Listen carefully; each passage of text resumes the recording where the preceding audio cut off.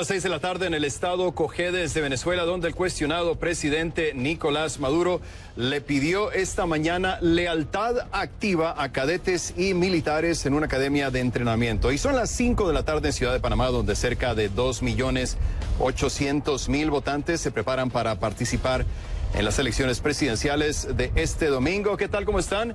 Bienvenidos a una edición especial de Mirador Mundial. En esta ocasión, presentando el programa en vivo y en directo desde Caracas, capital de Venezuela.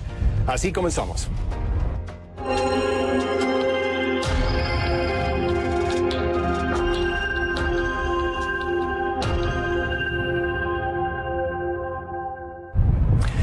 Decir que fue una semana convulsa en Venezuela es quedarse corto. Por una parte, ocurrió lo que el oficialismo, mejor dicho, la oposición llama Operación Libertad. Por otra parte, estaba llamándole el oficialismo un golpe de Estado. ¿Qué fue exactamente lo que pasó esta semana? Vamos a analizar los hechos más importantes que ocurrieron aquí en la capital de Venezuela. Lo ocurrido provocó una guerra de palabras entre Estados Unidos y Rusia. El secretario de Estado de los Estados Unidos, Mike Pompeo, dijo que Nicolás Maduro tenía un avión listo para huir del país y que Rusia lo convenció de que no lo hiciera. Una vocera del gobierno ruso acusó a Pompeo de echar mentiras como parte de una guerra de información para desmoralizar a las Fuerzas Armadas venezolanas. Otro evento importante fue la decisión de Leopoldo López, ex candidato presidencial de oposición, de alojarse primero en la residencia del embajador de Chile y después en la de España. Nicolás Maduro volvió a rodearse este sábado de los militares, lo hizo en una academia militar, esto fue en el estado de Cojedes, en imágenes que fueron transmitidas en vivo y en directo a través de la televisión del gobierno, y en esta ocasión él protagonizó este evento frente a más de 3.700 cadetes. Maduro pidió lealtad activa a las Fuerzas Armadas, se refirió a militares que han desertado del ejército y calificó de un puñado de traidores a los que acompañaron a Juan Guaidó el martes pasado en un intento de levantamiento frente a la base militar La Carlota de Caracas. Vamos con Francho Barón, quien forma parte de nuestra cobertura especial aquí en Venezuela. Él ha estado cubriendo la parte del oficialismo. El saludo cordial para ti, Francho. Para empezar, el cuestionado presidente Nicolás Maduro hablaba de dos doctrinas. La doctrina Monroe de Estados Unidos, que históricamente se ha referido al tema de que América debe ser para los americanos, y la doctrina bolivariana. ¿Qué estaba tratando de decir y hacer el presidente Maduro con este mensaje? Adelante y bienvenido.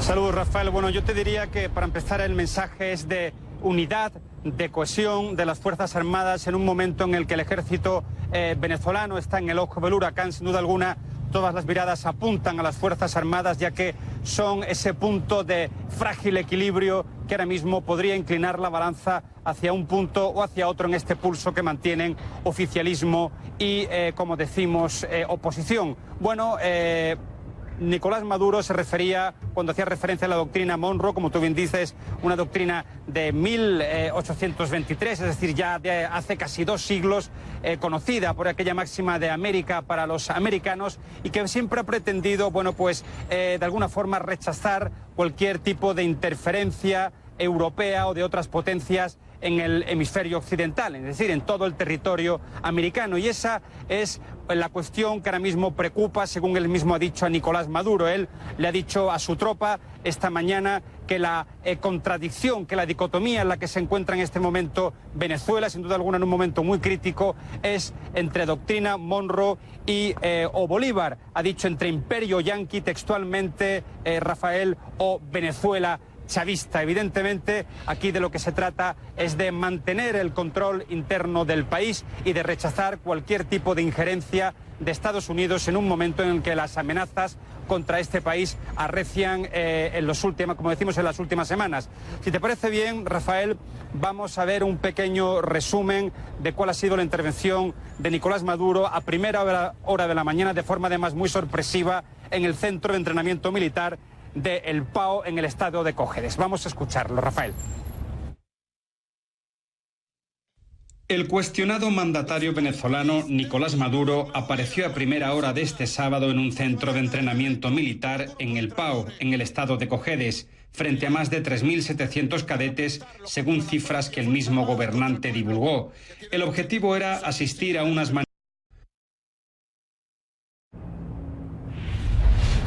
Bueno, Rafael, lealtad es la palabra, Operación Lealtad, de hecho se llama, pues esta concatenación de actos.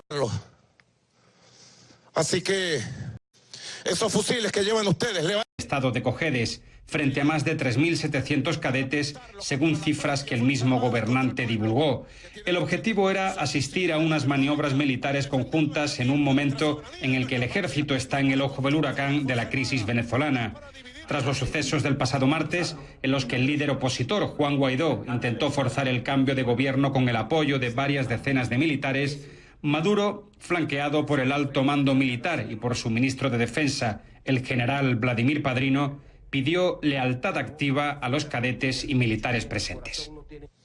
Ya vimos a un puñado de traidores en la Plaza Altamira. Se llevaron las ametralladoras y los fusiles, se robaron las ametralladoras y fusiles para apuntarlos contra la propia Fuerza Armada y contra el pueblo. Esos fusiles que llevan ustedes, levanten los fusiles en este momento. Esos fusiles que tienen ustedes son fusiles de la República para defender nuestra tierra, nuestra soberanía y nuestra patria, no para apuntárselo a la Fuerza Armada, no para dividir la Fuerza Armada. Pueden bajarlo. Así que, ojo pelado con los vendepatrias, traidores y quinta columna. Ojo pelado. Se lo dije a los generales y almirantes ayer. Lealtad, sí, pero activa. Quiero una lealtad activa. Ante la eventualidad de nuevas movilizaciones opositoras, esta vez en las inmediaciones de instalaciones militares, el cuestionado presidente venezolano Nicolás Maduro ha querido lanzar un mensaje de unidad y de cohesión de las Fuerzas Armadas ante su población. Sin duda alguna, las Fuerzas Armadas están ahora mismo en el punto de mira y son consideradas clave en este pulso que disputan oficialismo y oposición. Lealtad, sí, pero activa. Es el segundo acto que Maduro protagoniza en los últimos 3 días rodeado de militares que en apariencia se mantienen mayoritariamente leales a su gobierno. Mientras tanto, en los sectores chavistas de Caracas, todo permanecía en calma este sábado.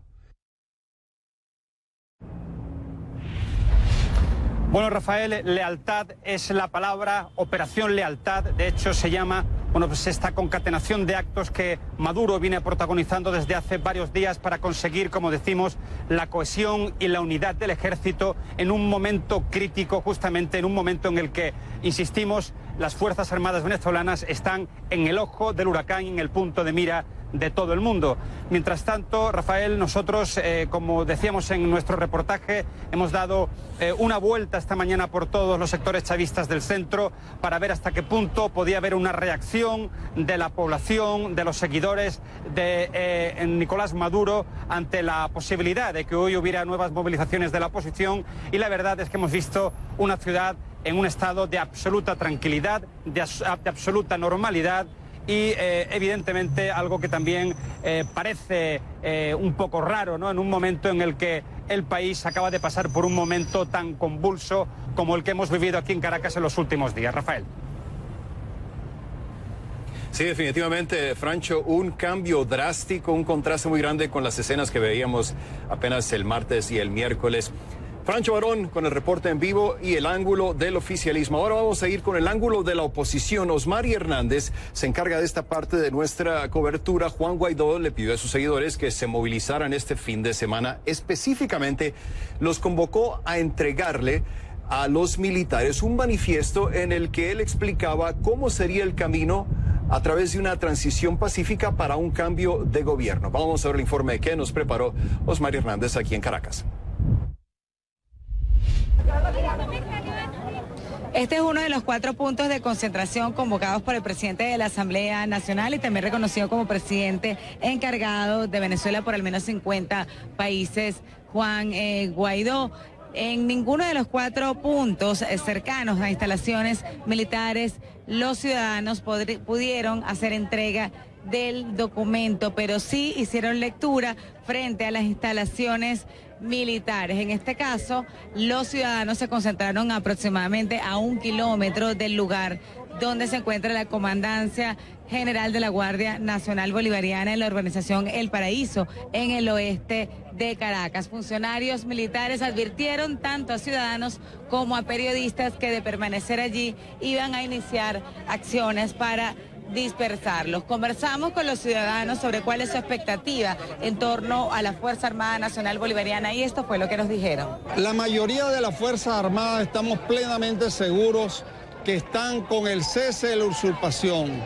Están sometidos por una cúpula militar que se ha adueñado del país, que le han entregado los recursos, que le han entregado las instituciones del Estado para dominarlos, para someterlos. ¿Usted cree que todavía se puede esperar algo de la Fuerza Armada que no se pronunció el martes? Claro que sí, ahí hay un quiebre y él lo sabe, hay un quiebre en la Fuerza Armada. De igual manera consultamos a algunos de los dirigentes políticos sobre la participación bastante reducida de personas en estas concentraciones. Ellos ofrecieron su versión sobre la situación.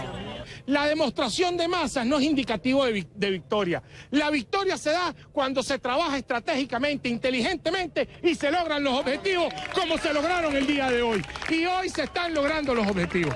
Para este domingo, Guaidó convocó a una vigilia y también jornada de oración por la libertad y la democracia en Venezuela, en la cual se espera se pronuncie para ofrecer nuevos detalles sobre la agenda en los próximos días. Para CNN, Osmari Hernández, Caracas.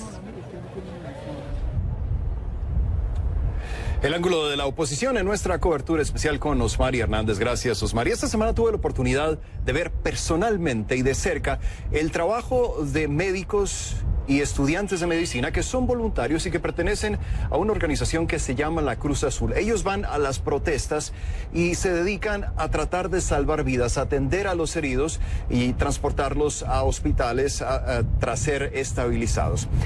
Ellos me comentaron que por primera vez esta semana fueron atacados por fuerzas del gobierno. Veamos las escenas. Las heridas fueron múltiples, varias lesiones de perdigón en la pierna derecha y una contusión quemante en el glúteo izquierdo. Pero el herido no es un manifestante, es un socorrista de la Cruz Azul quien le contó en exclusiva a CNN que miembros de la Guardia Nacional de Venezuela le dispararon a quemarropa. Según la Cruz Azul, esta imagen fue captada cuando le dispararon al socorrista, quien prefiere no revelar su identidad. Yo iba evidentemente en moto, me dieron el primer disparo en la pierna derecha, yo volteo para ver si había muchas motos para poder pararnos, y cuando volteo al lado izquierdo de nuevo, tenía el arma del oficial en mi pierna izquierda, y donde fue que me dieron en el glúteo izquierdo. Directivos de la Cruz Azul, un grupo civil de voluntarios que se ha dado a la tarea de atender heridos en las violentas protestas de Venezuela, dicen que es la primera vez que son atacados por la Guardia Nacional. Nosotros nunca habíamos tenido un ataque directo, siempre fue algo como circunstancial. Estás en una situación y caíste de una moto o llegó algún perdigón que no estaba direccionado a ti. Pero desde el martes hemos visto una actitud diferente hacia los socorristas. Según Gallego, quien además de directiva es socorrista en moto, 5 miembros de la Cruz Azul resultaron heridos cuando desempeñaban su labor en las protestas del miércoles. Les dispararon a quemarropa. Uno de ellos fue Salvador Salazar, un estudiante de odontología de 23 años, quien dice que una bomba de gas lacrimógeno le impactó en la parte inferior del glúteo izquierdo. Y me dispararon con una bomba lacrimógena quemarropa, lo cual causó la herida que tengo a nivel del glúteo izquierdo. Cuando llegaron ahí, ¿era claro para ellos que tenías tu casco de la Cruz Azul, que tenías tu uniforme, que no eras uno de los manifestantes? Sí, de hecho nosotros nos identificamos de distintas maneras. Tenemos en cada una de las motos y los vehículos una bandera que nos identifica blanca con la Cruz Azul. Tenemos un casco blanco con la Cruz Azul, tenemos uniformes completos. La Cruz Azul dice que su misión es salvar vidas y no hacen ninguna distinción entre manifestantes y fuerzas de seguridad. De hecho, dicen, en el pasado les ha tocado rescatar a miembros de la Guardia Nacional. CNN contactó al Ministerio de Defensa de Venezuela, pero se negaron a hacer comentarios sobre el ataque. El ministro de Defensa se ha referido en los últimos días a la situación en Venezuela en términos de guerra. Las armas de la República están para defender su soberanía y su independencia. Para la Cruz Azul, este primer ataque contra sus socorristas representa un preocupante deterioro de la seguridad. Una agresión que significa que en Venezuela ni siquiera los que se dedican a salvar vidas tienen garantías. Otro ángulo de esta cobertura que tenemos en Venezuela no se encuentra en este país, se encuentra en el país vecino, en Colombia. Hasta allá se fue Fernando Ramos como nuestro enviado especial a la ciudad de Maicao, esto en la parte norte del país, frontera con Venezuela, para ver la situación en la que viven algunas personas que tuvieron que abandonar por necesidad Venezuela y encontrar refugio en tiendas de campaña que fueron establecidas por la Agencia para Refugiados de Naciones Unidas. Desde ahí nos envió este informe Fernando Ramos. A este centro de atención integral de la ACNUR, de Naciones Unidas, están llegando personas en condiciones muy difíciles que llegan de Venezuela, con muchas necesidades, que han dormido en las calles, que tienen varios niños o están enfermos, para recibir atención básica primaria. Aquí por lo menos tienen un lugar en donde dormir, en donde pasar sus días, con alimentación y también con otras atenciones médicas que requieren de inmediato. Bueno, buscando ayuda por la crisis que tiene el país ahorita. Está demasiado grave el país, cada día está peor. Uno no haya ni qué hacer allá. En tu condición, mucho más difícil todavía, imagino. Sí, mucho más difícil. Y esperando que ayuden a uno, que es lo que más ayuden a uno. Para ti y para tus hijos, imagino muy difícil estar en la calle en unas condiciones adversas, son 3 niños. Sí, bastante. O sea, no... Es un sentimiento muy fuerte que he tratado de controlar para que mis hijos no me vean, pues. Para que te vean fuerte y que te vean... Sí, correcto. Para que ellos me vean y ellos tengan el deseo de superarse también. Este lugar tiene capacidad para unas 350 personas permanentemente y están unas 60 carpas instaladas. Durante el tiempo en que permanecen acá, cerca de un mes, pueden recibir los beneficios de estar en un sitio en donde tienen seguridad y garantías de salud y también de alimentación. ¿Cuántos son en su familia? 7. ¿Y cómo fue todo este tiempo para ustedes? Bien, gracias a Dios. Todos estuvimos bien aquí y nos apoyaban también en lo que podían. No en todo, pero en lo que podían nos los daban. ¿Ahora qué viene para ti? Bueno, salí, traté de conseguir una casita, un ranchito alquilado, una pieza alquilada y seguí trabajando. Pero ¿qué pasa después de haber estado aquí durante algún tiempo y tener que salir nuevamente estos migrantes a las calles a enfrentar el día a día, a conseguir trabajo, alimentación, salud para sus hijos? Es una situación bastante traumática para algunos. Mucha de la población venezolana que se viene para el país y también la población colombiana retornada presenta estrés ligado por ese proceso de migración, angustia psicológica, desesperanza, hay mucha frustración. También encontramos personas que dentro de su parte emocional se encuentran con miedo, incertidumbre, su proyecto de vida se encuentra de alguna manera frustrado, no tiene una orientación clara de qué es lo que viene y también pues afecta directamente a todos los miembros de su familia. Más carpas como estas van a ser instaladas en este lugar. Habrá una capacidad total de cerca de 1.600 personas de forma permanente. ACNUR y otros organismos de ayuda humanitaria dicen que eso va a ser posible en los próximos 6 meses. Para CNN, Fernando Ramos, Maicao, Colombia. Gracias a Fernando Ramos en Colombia. Y sobre este escenario de falta de garantías en Venezuela, habló el primer ministro de Canadá, Justin Trudeau, con el presidente del gobierno cubano, Miguel Díaz-Canel. Lo hizo a nombre del Grupo de Lima, organización que esta semana tuvo una reunión precisamente para hablar de esta crisis. Este viernes 12 países del bloque firmaron una declaración en la que se mostraron dispuestos a que Cuba participe en la búsqueda de una salida pacífica a la crisis venezolana.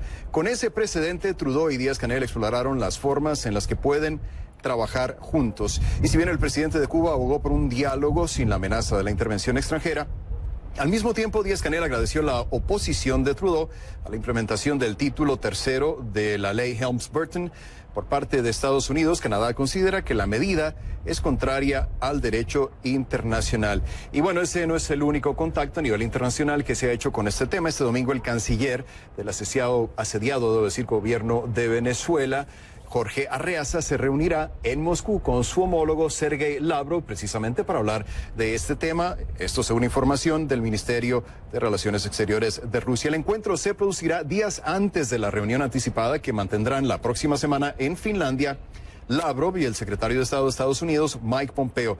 Medios rusos reportan que Moscú promoverá la creación en las Naciones Unidas de un grupo de países contrarios a la intervención militar en Venezuela, algo que Estados Unidos no descarta.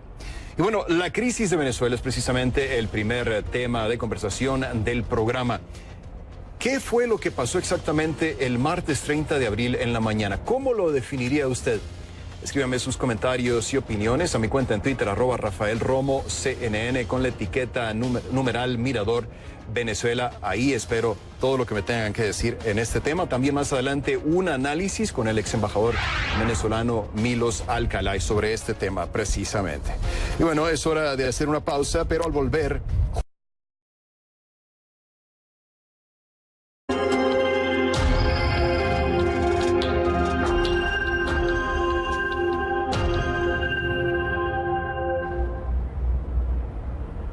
Gracias por seguir con nosotros en esta edición especial de Mirador Mundial, en vivo y en directo desde Caracas, Venezuela. ¿Cómo se puede explicar lo que pasó el martes aquí en Venezuela? ¿Como un levantamiento cívico-militar, como dice Juan Guaidó, o como un fallido intento de golpe de Estado, como dice Nicolás Maduro? Más temprano tuve la oportunidad de conversar con el ex embajador venezolano Milos Alcalay, también ex ministro de Relaciones Exteriores, quien fungió como embajador en países como Israel, Brasil y Rumania, y empecé preguntándole precisamente eso. ¿Qué fue exactamente lo que pasó en la mañana del 30 de abril? Esto fue lo que me dijo. Milos, para empezar, ¿cómo puede explicar uno lo que pasó el martes? ¿Fue un levantamiento? ¿Fue una sublevación? El oficialismo dice que fue un golpe de Estado o un intento de golpe de Estado. ¿Cómo puede uno interpretar lo que pasó el martes 30 de abril aquí en Venezuela? Sí, es difícil resumirlo. Para mí la figura que más se aproxima es una montaña rusa, y no lo digo por los rusos y su juego, sino por el efecto que dan los dos lados, del lado de la alternativa democrática y del lado del régimen de Maduro, que va en la búsqueda de un desenlace final, pero que está lleno, por una parte, de frustraciones y esperanzas. Frustraciones y esperanzas. Una montaña rusa, entonces. Fue muy interesante ver que durante horas desaparece Nicolás Maduro y no había ningún pronunciamiento aparte de un mensaje por Twitter que lanzó a media mañana. Entonces nadie sabía lo que estaba pasando. Después aparece rodeado del alto mando militar y hace el pronunciamiento desde su perspectiva con un apoyo completamente sólido. Ese espacio de varias horas, ¿cómo se puede interpretar? ¿Como una debilidad del gobierno o como una reagrupación para poder mostrarle una cara unida a la nación y al mundo? Sí, yo diría que es muy llamativo esa ausencia.